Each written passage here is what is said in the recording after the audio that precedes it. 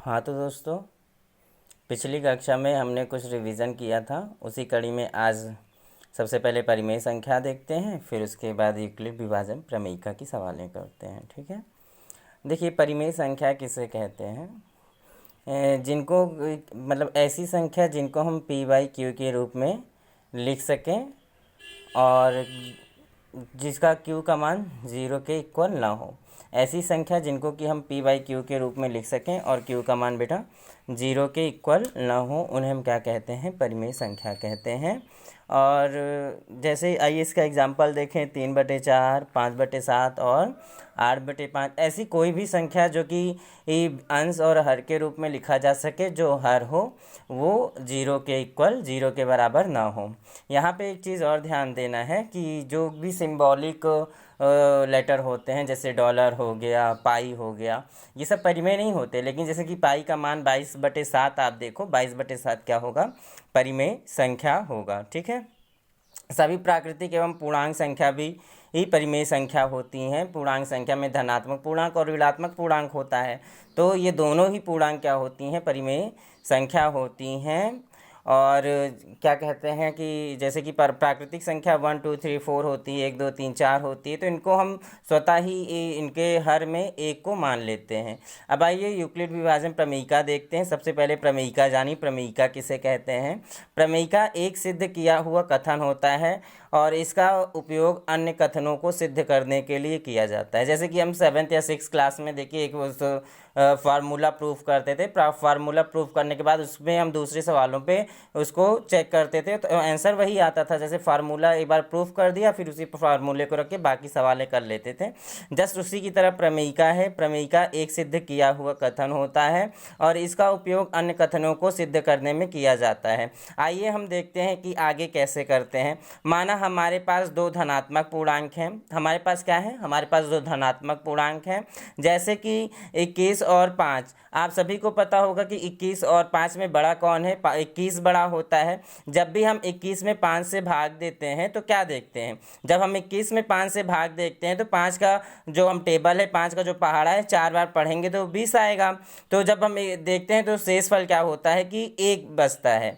तो हमेशा ये ध्यान देते हैं कि जब भी भाजक, भाज्य, भागफल, शेष के संबंध क्या होते हैं?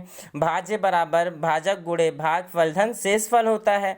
तो जब भी हम भाजक से भाज्य में भाग देंगे तो शेषफल जो आता है, शेषफल के बारे में हम बात करते हैं। शेषफल क्या क्या आ सकता है? शेषफल 0 से लेके भाजक से 1 कम तक आ सकता है। यानी शेषफल क्या होगा? शेषफल हमेशा और हमेशा भाजक से छोटा होगा। भाजक के बराबर होगा तो हम एक बार लेके जाएंगे। शेषफल कभी क्या होगा? भाजक के बराबर नहीं आएगा। अगर आएगा भी तो एक बार और लेके जाएंगे तो शून्य हो जाएगा ना। तो शेषफल या तो शून्य आएगा या फिर भाजक से 1 कम आएगा। ठीक है। यहाँ पे हम देखते हैं कि 21 बराबर क्या लिख सकते हैं? 5 गुणे 4 धन 1। 5 क्या है? यहाँ 5 भाजक है, 21 भाज्य है, 4 भागफल है और 1 शेषफल है। शेषफल कभी भी शून्य नहीं हो, मतलब कभी भी शून्य से छोटा नहीं हो सकता है और भाजक से 1 हमेशा कम होगा, ये बता दिया। ठीक है। अब आइए आगे देखते हैं। अब इसको व्यवहारिक रूप में देखते हैं। माना हमारे पास a तथा b दो धनात्मक पूर्णांक हैं। माना a b से बड़ा है तो a is greater than b। यदि a में b से भाग दें तब क्या होगा? जब भी एज अ भाजक होगा और a एज अ भाज्य होगा, तो जब b में a से भाग देंगे, जब a में b से भाग देंगे तो q टाइम्स जाएगा भागफल और शेषफल क्या आएगा? r आएगा। देखते हैं तो a बराबर क्या हो गया? b multiplication q plus r, b q plus r, जहाँ पे आर क्या है? 0 से बड़ा है और बी से छोटा है। ठीक है। तो यही प्रक्रिया आगे चलिए देखते हैं। आगे बाद में बताते हैं ये प्रक्रिया क्यों अपनाते हैं हम। यूक्लिड विभाजन प्रमेयिका।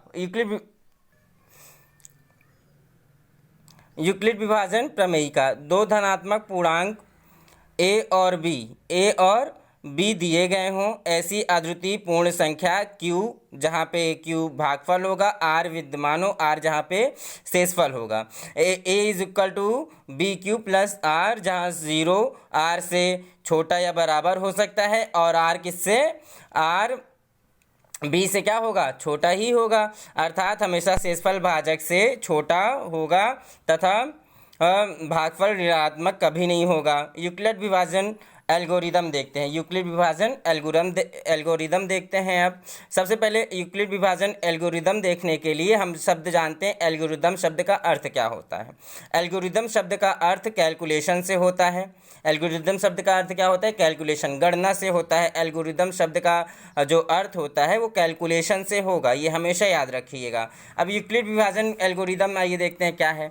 यूक्लिड विभाजन एल्गोरिदम समझने के लिए हम कोई समस्या का कोई सेट हो उसको विभिन्न चरणों में जब हम सॉल्व करते हैं तो वो यूक्लिड विभाजन एल्गोरिदम कहलाता है। जैसे कि हमें एचसीएफ निकालने के लिए कई चरणों में जब हम इसका प्रयोग करेंगे तो दो पूर्णांकों का एचसीएफ निकालने के लिए एल्गोरिदम यूक्लिड विभाजन एल्गोरिदम कहलाएगा। ठीक है, दो धनात्मक संख्याओं का एचसीएफ निकालने के लिए एक विधि का प्रयोग करेंगे, यही विधि हमारी क्या कहलाएगी, यूक्लिड विभाजन एल्गोरिदम कहलाएगी। यूक्लिड विभाजन एल्गोरिदम में आइए देखते हैं, दो धनात्मक पूर्णांकों सी और डी, जहां सी बड़ा है डी से, का एचसीएफ ज्ञात करते हैं हम। तो क्या करेंगे, सी में सबसे पहले डी का भाग देंगे, तो जब डी का भाग देंगे तो क्यू टाइम्स जाएगा और रिमाइंडर क्या बचेगा, शेषफल क्या बचेगा, आर बचेगा। तो हम इसको लिख सकते हैं C is equal to D Q plus R. ठीक है, सी और डी के लिए यूक्लिड विभाजन प्रमेयिका का प्रयोग करके क्यू और आर ज्ञात करते हैं, जहां जीरो क्या होता है, बड़ा या बराबर हो सकता है आर के, और आर किससे छोटा होगा, आर छोटा रहेगा डी से। ये हमेशा याद रखिएगा। ये प्रथम चरण है यूक्लिड विभाजन प्रमेयिका का। ठीक है, ये प्रथम चरण है यूक्लिड विभाजन प्रमेयिका का। जब भी हम यूक्लिड विभाजन प्रमेयिका की सवाल करेंगे तो ऐसे ही करेंगे, जो मतलब भाजक, भाज्य, भागफल और शेषफल। यहाँ पर पहला चरण है या यूक्लिड विभाजन प्रमेयिका का प्रथम चरण है। यदि डी भाजक है, देखिए यदि डी भाजक है, क्या है, यदि डी भाजक है, सी और डी दो पूर्णांक हैं जहाँ डी क्या है, भाजक है, डी क्या है, भाजक है।